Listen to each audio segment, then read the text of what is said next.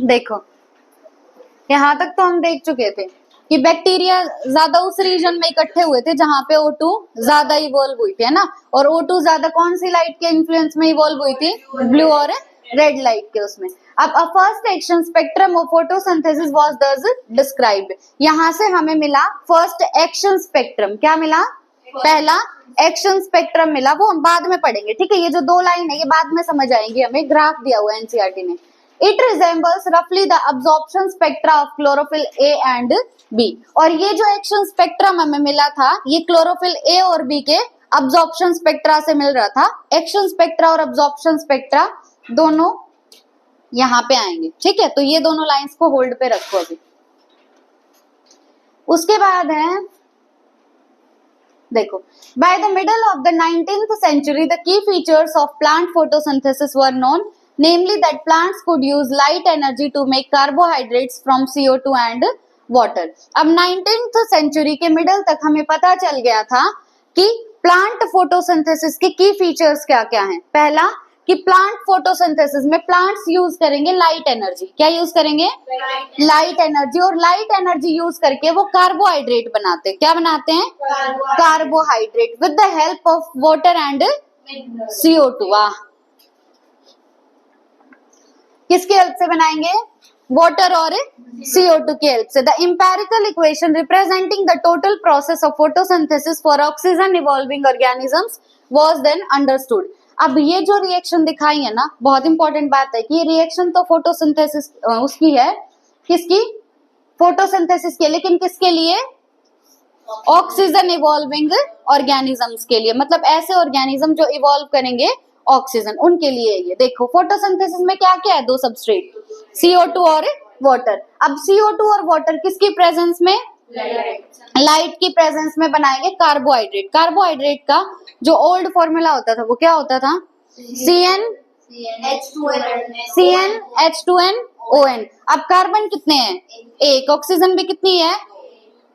Oxygen कितनी है? एक। जितने कार्बन उतनी ही ऑक्सीजन, और हाइड्रोजन उसके डबल। तो ये क्या है? एक कार्बोहाइड्रेट, ठीक है। और साथ में क्या निकल गई? ऑक्सीजन। तो ऑक्सीजन इवॉल्विंग ऑर्गेनिजम्स के अंदर क्या हुआ? फोटोसिंथेसिस की एम्पिरिकल इक्वेशन क्या है? CO2 और वाटर को यूज करके लाइट की प्रेजेंस में क्या बनेगा? कार्बोहाइड्रेट और ऑक्सीजन, ठीक है। Where CH2O रिप्रेजेंट, CH2O क्या है? एक कार्बोहाइड्रेट। अब कार्बोहाइड्रेट क्या हो सकता है? जैसे ग्लूकोज हो गया, ठीक है। ग्लूकोज का फॉर्मूला क्या होगा? O6, ठीक है। ग्लूकोज में कितने कार्बन होते हैं? 6 कार्बन होते हैं। उसके बाद बताया जा रहा है कि a milestone contribution to the understanding of photosynthesis was that made by a microbiologist Cornelius van Niel. Birth हुआ था 1897 में, डेथ हो गई 1985 में। कौन से नंबर के साइंटिस्ट हैं हमारे? 5th हैं, ठीक है। साइंटिस्ट का नाम बस इतना याद रख लेना, वैन नील। क्या नाम? वैन नील। इनका बर्थ हुआ था 1897 में और डेथ हुई थी 1985 में। नेक्स्ट इंपॉर्टेंट बात है कि ये एक माइक्रोबायोलॉजिस्ट थे। क्या थे? एक माइक्रोबायोलॉजिस्ट थे। अब इन्होंने स्टडी की थी पर्पल और ग्रीन बैक्टीरिया पे। किस पे स्टडी की?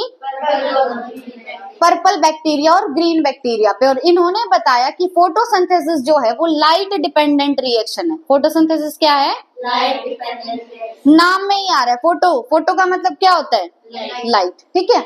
In which hydrogen from a suitable oxidizable compound reduces carbon dioxide to carbohydrates. This can be expressed by, देखो यहाँ पे CO2 और वाटर से क्या बना? कार्बोहाइड्रेट।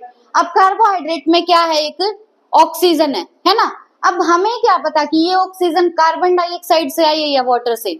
क्योंकि कार्बन डाइऑक्साइड में भी ऑक्सीजन है और वाटर में भी ऑक्सीजन है। तो हमें तो नहीं पता ना ये ऑक्सीजन कहाँ से आई है। ये ऑक्सीजन CO2 ने दी है या वाटर ने दिया, हमें तो नहीं पता। तो ये देखने के लिए अब आगे एक्सपेरिमेंट होंगे। साइंटिस्ट का नाम क्या है? वैन नील। साइंटिस्ट का नाम वैन नील। बर्थ कब हुआ?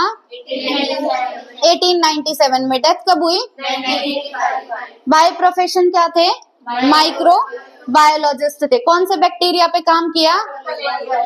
पर्पल बैक्टीरिया और ग्रीन बैक्टीरिया पे काम किया। इन्होंने क्या बताया कि फोटोसिंथेसिस एक लाइट डिपेंडेंट रिएक्शन है, ठीक है। अब मेन लाइन क्या है?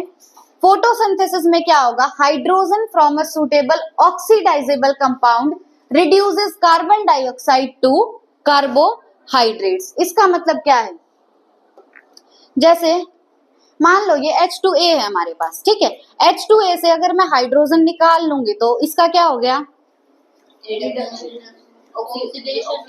अगर हम किसी से भी हाइड्रोजन निकालते हैं ना तो उसका ऑक्सीडेशन होता है, और किसी में हाइड्रोजन ऐड करते हैं तो उसका, अब ये H2A क्या करेगा, अपना हाइड्रोजन लूज कर देगा, मतलब इसका हो गया ऑक्सीडेशन, और अपना हाइड्रोजन ये CO2 को दे देगा, मतलब इसका हो गया रिडक्शन। इसका क्या हो गया, रिडक्शन। तो वैन नील ने हमें बताया कि हमें लेना है एक सूटेबल ऑक्सीडाइजेबल कंपाउंड। ऑक्सीडाइजेबल मतलब जो ऑक्सीडाइज हो सके, ये ऑक्सीडाइज हो सकता है ना, कैसे होगा ऑक्सीडाइज, अपना हाइड्रोजन लूज करके, ठीक है, तो ये अपना हाइड्रोजन लूज करके ऑक्सीडाइज हो सकता है, तो हमने ले लिया एक ऑक्सीडाइजेबल कंपाउंड, ठीक है। अपना हाइड्रोजन लूज करके किसको दे देगा, CO2 को, तो CO2 अब हो गया रिड्यूस, CO2 क्या हो गया, रिड्यूस हो गया, और CO2 ने रिड्यूस होके क्या बना दिया, कार्बोहाइड्रेट। CO2 ने रिड्यूस होके क्या बना दिया, कार्बोहाइड्रेट। देखो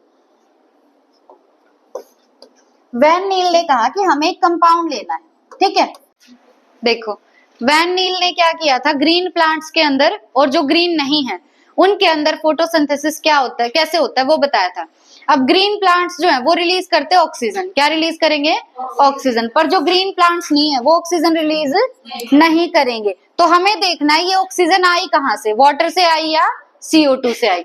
अब देखो फोटोसिंथेसिस में हमें पता है नॉर्मली क्या होता है, CO2 और वाटर मिलके क्या बनाते हैं, नॉर्मली हमें पता है रिएक्शन क्या होती है, CO2 और वाटर मिलके बनाते हैं कार्बोहाइड्रेट और ऑक्सीजन। पर ध्यान रखना ये रिएक्शन उनके अंदर होगी जो इवॉल्व करते हैं ऑक्सीजन, जिनमें ऑक्सीजन इवॉल्व नहीं होगी वहां यहाँ ऑक्सीजन की जगह कुछ और रिलीज होगा, ठीक है। तो वैन नील ने क्या किया, इन्होंने एक एक्सपेरिमेंट किया और इन्होंने लिया पर्पल और ग्रीन सल्फर बैक्टीरिया, ठीक है। अब इन्होंने लिया H2A, क्या लिया, H2A, ठीक है। अब H2A जो है उससे अगर हाइड्रोजन निकलेगा तो H2A का क्या हो गया, ऑक्सीडेशन, क्या हो गया, ऑक्सीडेशन, मतलब H2A है ऑक्सीडाइजेबल कंपाउंड, ठीक है। अब H2A ने ये हाइड्रोजन किसको दे दिया, CO2 को, किसको दे दिया, तो CO2 का हो गया रिडक्शन, CO2 ने रिड्यूस होके क्या बना दिया, कार्बोहाइड्रेट, यानी कार्बोहाइड्रेट में ये ऑक्सीजन कहां से आई है, CO2 से। कार्बोहाइड्रेट में ऑक्सीजन कहां से आई है, CO2 से। अब H2A का क्या निकल गया, हाइड्रोजन, क्या निकल गया, तो बचा क्या, सिर्फ A, क्या बचा, सिर्फ A, वो A यहाँ पे आ गया, ठीक है, यहाँ पे 2 है, कोई ना, वो तो तुम बैलेंस कर लेना बाद में रिएक्शन, और तो कुछ नहीं होगा ना बैलेंसिंग में, सिर्फ यहाँ है 2। तो देखो यहाँ पे कितने A बच गए, 2 A बच गए, तो यहाँ पे ये 2 A आ गए, ठीक है। अब उसके बाद देखो ग्रीन प्लांट्स के अंदर क्या होगा कि H2A की जगह हमने क्या लिया है, H2O। अब H2O अगर अपना हाइड्रोजन डोनेट कर देगा तो इसका हो गया ऑक्सीडेशन, ऑक्सीडेशन हो गया तो यहाँ से हाइड्रोजन तो निकल गया, अब सिर्फ क्या बच गया, ऑक्सीजन बच गया, तो यहाँ क्या रिलीज होगी, ऑक्सीजन। जैसे यहाँ पे सिर्फ A बचा था, इनके अंदर सिर्फ क्या बचेगी, ऑक्सीजन, मतलब ये ऑक्सीजन आई कहाँ से है, वाटर से। कहाँ से आई है, वाटर से, क्योंकि CO2 तो कार्बोहाइड्रेट बना रहा है, ठीक है। उसके बाद पर्पल और ग्रीन सल्फर बैक्टीरिया में क्या हुआ कि ये ऑक्सीजन रिलीज नहीं करेंगे फोटोसिंथेसिस के दौरान, यहाँ H2A की जगह हमने क्या लिया है, H2S।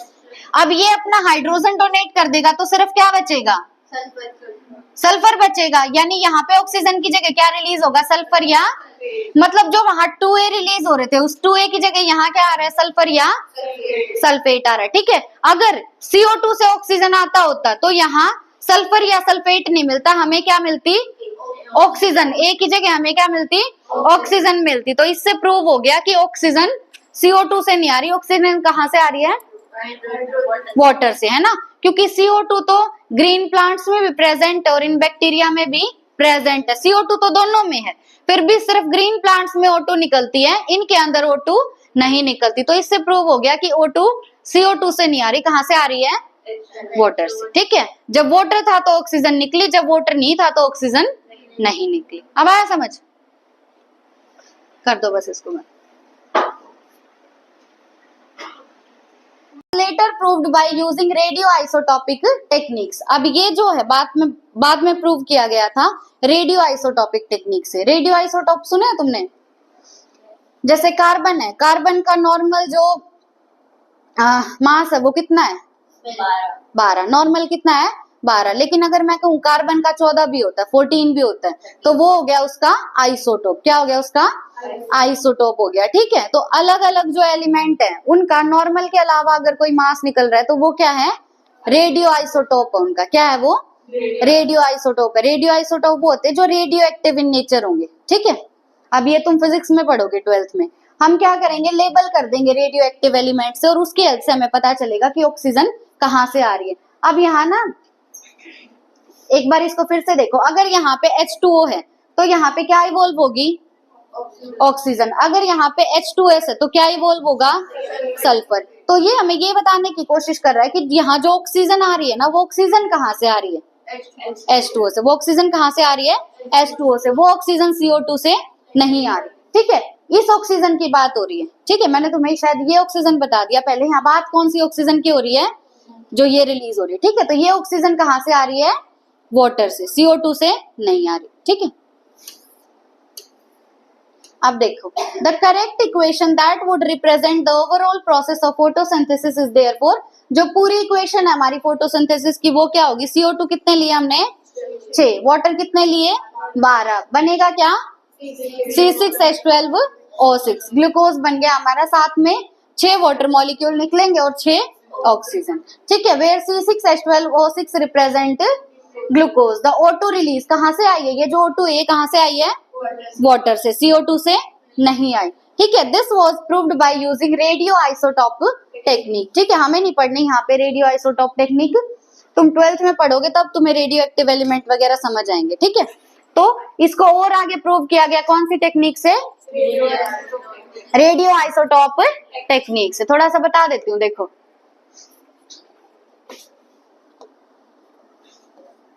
जैसे यहाँ पे मान लो हमने ऑक्सीजन, एक तो H2O लिया और एक CO2 लिया। ठीक है, अब ऑक्सीजन का नॉर्मल मास कितना होता है? ऑक्सीजन का 16 होता है ना। तो ये ऑक्सीजन हमने नॉर्मल ली जिसका मास कितना है? 16। एटॉमिक नंबर कितना होता है? 8। नॉर्मल बोल रही हूँ, एक ऑक्सीजन एटम का। ठीक है, हाँ, नहीं वो तो 32 होगा। यहाँ पे ये जो ऑक्सीजन है ये कौन से मास वाली है? 16 वाली। और ये ऑक्सीजन हमने कोई और ले ली, मान लो जिसका मास कितना है? 18 है। ठीक है, ये ऑक्सीजन हमने कौन सी ले ली जिसका मास है 18। मतलब इसको हमने लेबल कर दिया एक रेडियो एक्टिव एलिमेंट से। ठीक है, ये आइसोटोप है ऑक्सीजन का ही। अब यहाँ पे हमें मिली ऑक्सीजन, रिएक्शन में क्या मिलेगी? ऑक्सीजन। ये जो ऑक्सीजन हमें मिली ना वो भी मिली 18 वाली। कौन सी मिली? 18 वाली। तो यहाँ से हमें पता चल गया कि ये ऑक्सीजन कहाँ से आई है? वाटर से। कहाँ से आई है? वाटर से। अगर CO2 से आती तो ये भी कौन सी होती? 16 वाली होती। ठीक है, यूं करते हैं रेडियो एक्टिव वाली। Note that this is not a single reaction but this description of multi-step process called photosynthesis। जो ये हमने रिएक्शन लिख दी ना, यूं नहीं है कि रिएक्शन यूं ही सीधी हो जाती है। जैसे ग्लाइकोलिसिस में हम देखते हैं ग्लूकोज से क्या बनता है? Pyruvic acid. पर वो एक स्टेप में तो नहीं बनता ना, तो यूं ही यहाँ पे ये एक स्टेप में नहीं चलती रिएक्शन, मल्टी स्टेप रिएक्शन है। Can you explain why 12 molecules of water as substrate are used in the equation given above. अब जितने भी क्वेश्चन दिए हुए हैं एनसीईआरटी ने, हर क्वेश्चन का आंसर तुम्हारी बुक में होना चाहिए। ठीक है, अब तक आए होंगे 3-4 क्वेश्चन आए होंगे, सबका कल ढूंढ के लेके आओगे। कल भी दिया था ये काम, 12th वालों को दिया था। आगे देखो, where does photosynthesis take place. Photosynthesis होता कहाँ पे? You would of course answer in the green leaf और इन द क्लोरोप्लास्ट। फोटोसिंथेसिस होगा कहाँ पे प्लांट में? ग्रीन लीव्स में, या फिर हम कहेंगे क्लोरोप्लास्ट में होगा। Based on what you earlier read in chapter 8। कौन सा था चैप्टर 8? सेल था शायद।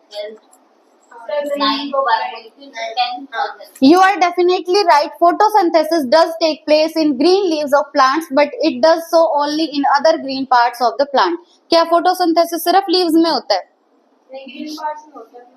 ग्रीन पार्ट्स में होता है। अगर कोई प्लांट ऐसा है जिसका स्टेम ग्रीन है, यंग स्टेम, तो वहां भी फोटोसिंथेसिस हो सकता है। ठीक है, can you name some other parts? You would recollect from previous units that the mesophyll cells in the leaves have a large number of chloroplast। Cell वाले चैप्टर में हमने पढ़ा था जब क्लोरोप्लास्ट पढ़ा कि क्लोरोप्लास्ट कौन से सेल्स में होगा? मेसोफिल सेल्स में। कौन से सेल्स में होगा? मेसोफिल सेल्स में होगा। Usually the chloroplast align themselves along the walls of the mesophyll cells such that they get the optimum quantity of the incident light. अब इंसिडेंट लाइट कौन सी होती है? इनकमिंग लाइट, जो भी लाइट आ रही है उसको बोलेंगे इंसिडेंट लाइट। अब क्लोरोप्लास्ट कौन से सेल्स में प्रेजेंट है? मेसोफिल सेल्स में। तो क्लोरोप्लास्ट ने मेसोफिल सेल्स में अपने आप को इस तरीके से अरेंज कर रखा है कि उसको मिले मैक्सिमम लाइट। ठीक है, जो हमारा मेसोफिल सेल है, मेसोफिल सेल की एक वॉल होगी ना, उस वॉल में क्लोरोप्लास्ट ने अपने आप को इस तरीके से रखा हुआ है कि उसको मैक्सिमम सनलाइट मिले। ठीक है, क्योंकि सनलाइट ज्यादा होगी तभी फोटोसिंथेसिस भी ज्यादा होगा।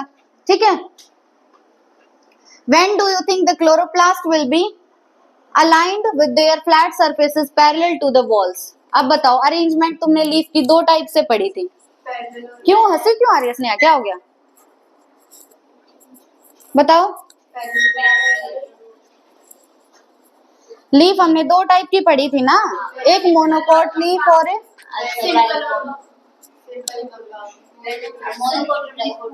मोनोकोट और डाइकोट लीफ पढ़ी थी। आइसोबाइलेटरल कौन सी थी? मोनोकोट। आइसोबाइलेटरल वाली कैसे अरेंज होती है? एक तो डॉर्सिवेंट्रल थी और एक आइसोबाइलेटरल। आइसोबाइलेटरल तो यूं होती है और डॉर्सिवेंट्रल यूं होती है ना। अब आगे देखो, You have studied the structure of chloroplast in chapter 8. Within the chloroplast there is membranous system of grana. grana पढ़ा हुआ है? क्या प्रेजेंट था वहां पे? क्लोरोप्लास्ट में ग्राना प्रेजेंट था और प्रेजेंट था स्ट्रोमा लैमेले और था मैट्रिक्स स्ट्रोमा या सिर्फ स्ट्रोमा बोलो। ठीक है, there is a clear division of labour within the chloroplast. अब क्लोरोप्लास्ट के अंदर ये सब प्रेजेंट था, स्ट्रोमा लैमेले हो गया, मैट्रिक्स हो गया, ग्राना हो गया। अब इनके बीच में काम बटा हुआ है, डिवीजन ऑफ लेबर है कि तू ये काम कर, तू ये काम कर, और फिर होगा पूरा प्रोसेस ऑफ फोटोसिंथेसिस। ठीक है, the membrane system is responsible for trapping the light energy and also for the synthesis of ATP and NADPH। अब देखो, जो हमने रेस्पिरेशन वाला चैप्टर पढ़ा वहां पे बन रहा था NADH, है ना, यहाँ पे बनेगा NADPH। यहाँ क्या बनेगा? NADPH बनेगा। ठीक है, अब ये जो NADPH और ATP बनाने का काम है, ये है मेम्ब्रेन सिस्टम का। किसका काम है? मेम्ब्रेन सिस्टम का। क्लोरोप्लास्ट में कितनी मेम्ब्रेन होती है? दो। कितनी मेम्ब्रेन होती है? दो। तो जो मेम्ब्रेन सिस्टम है उसका काम है कि वो लाइट एनर्जी को ट्रैप करेगा, लाइट एनर्जी को ट्रैप करेगा और ट्रैप करके बनाएगा ATP और ये मैं देख के बताऊंगी तुम्हें, अभी मेरे को ध्यान नहीं है। ठीक है, आगे देखो, in stroma enzymatic reactions synthesise sugar which in turns, बाकी फॉस्फेट ही हो सकता है जहां तक मेरे को ध्यान आ रहा है अभी, हाँ फॉस्फेट ही हो सकता है। In stroma enzymatic reactions synthesise sugar. अब स्ट्रोमा याद है, जैसे कोई भी सेल होता है उस सेल का क्या होता है? साइटोप्लाज्म। इसी तरीके से क्लोरोप्लास्ट का जो था उसको क्या बोल रहे थे? स्ट्रोमा। अब स्ट्रोमा के अंदर क्या होगा? एंजाइमेटिक रिएक्शंस चलेंगी और वहां पे बनेगी शुगर। क्या बनेगी? शुगर बनेगी, विच इन टर्न्स फॉर्म स्टार्च। अब शुगर जो है वो क्या बनाएगी? स्टार्च बनाएगी। क्यों, किस फॉर्म में स्टोर होता है? जैसे ग्लूकोज की अगर बात करें तो किस फॉर्म में स्टोर होगा? स्टार्च की फॉर्म में, है ना। तो फोटोसिंथेसिस से हमने बना लिया ग्लूकोज या कोई भी शुगर और वो स्टोर होगा स्टार्च की फॉर्म में।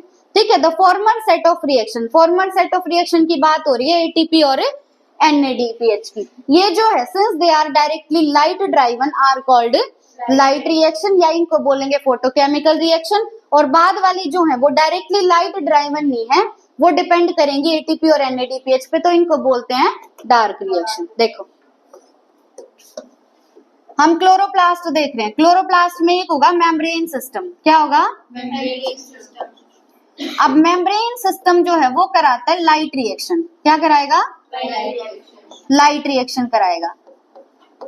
लाइट रिएक्शन में हमें मिलेगा ATP और NADPH।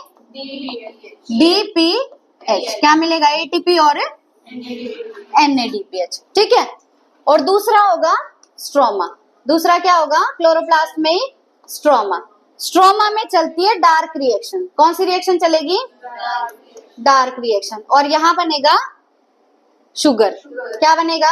शुगर। और ये शुगर बाद में स्टोर होगा in the form of starch. अब बिल्कुल ध्यान से सुनना, मेम्ब्रेन सिस्टम का काम है लाइट एनर्जी को खींचना, ठीक है। तो ये जो NADPH और ATP बने ये डायरेक्टली लाइट की प्रेजेंस में बने, इसीलिए इस रिएक्शन को हमने बोला लाइट रिएक्शन, क्योंकि यहाँ लाइट डायरेक्टली यूज हो रही है, ठीक है, इसीलिए इसका नाम दिया लाइट रिएक्शन। अब ये जो डार्क रिएक्शन है ना, इसका ये मतलब बिल्कुल नहीं है कि ये डार्क में होती है, ठीक है। इसको हमने डार्क रिएक्शन क्यों दिया नाम? क्योंकि ये डिपेंड करती है लाइट रिएक्शन के प्रोडक्ट्स पे। किस पे डिपेंड करती है? लाइट रिएक्शन के प्रोडक्ट्स पे। मतलब इन प्रोडक्ट्स का यूज होगा इस रिएक्शन में और तब जाके बनेगा हमारा शुगर, ठीक है। यानी यहाँ पे लाइट डायरेक्टली यूज नहीं हो रही, इनडायरेक्टली यूज हो रही है। इनडायरेक्टली क्यों यूज हो रही है? क्योंकि पहले बनेगा ATP और NADPH in the presence of light और तब इनकी हेल्प से बनेगा हमारा शुगर। तो यहाँ लाइट डायरेक्टली यूज नहीं हो रही, इसीलिए हमने इस रिएक्शन का नाम दिया। बाकी डार्क रिएक्शन का मतलब ये बिल्कुल नहीं है कि ये डार्क में होती है, ठीक है। बस डार्क रिएक्शन नाम इसलिए दिया क्योंकि यहाँ पे लाइट इनडायरेक्टली यूज हो रही है। इनडायरेक्टली क्यों? क्योंकि लाइट से जो बने ATP और NADPH उनका यूज होगा इसमें, ठीक है। तो डार्क रिएक्शन कहाँ पे होती है? स्ट्रोमा में। लाइट रिएक्शन कहाँ पे होगी? मेम्ब्रेन सिस्टम में, ठीक है। हाँ, लाइट रिएक्शन का एक और नाम है फोटोकेमिकल रिएक्शन। एक और नाम क्या है? फोटोकेमिकल रिएक्शन, ठीक है। हाँ, डार्क रिएक्शन का भी नाम क्या है? ऐसा क्यों? क्योंकि यहाँ पे बन रहा है क्या? शुगर। और शुगर के अंदर क्या होते हैं? Carbon atom. शुगर में क्या होते हैं? Carbon atom. तो डार्क रिएक्शन का नाम क्या दिया?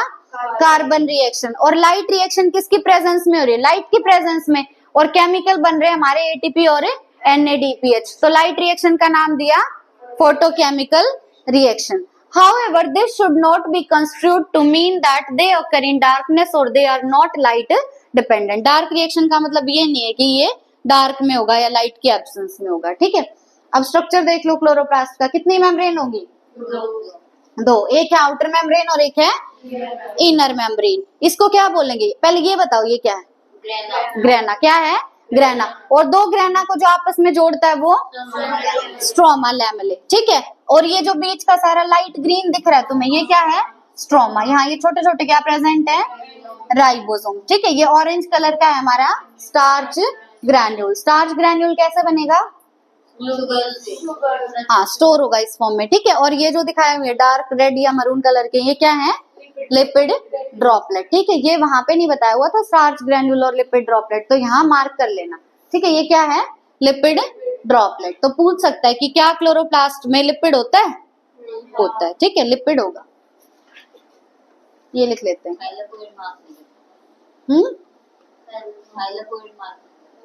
हाँ, यही होंगे ना थाइलाकोइड, तो जो एक इंडिविजुअल यूनिट है। चलो बंद कर दो इसको, एक बार लिख लेते हैं।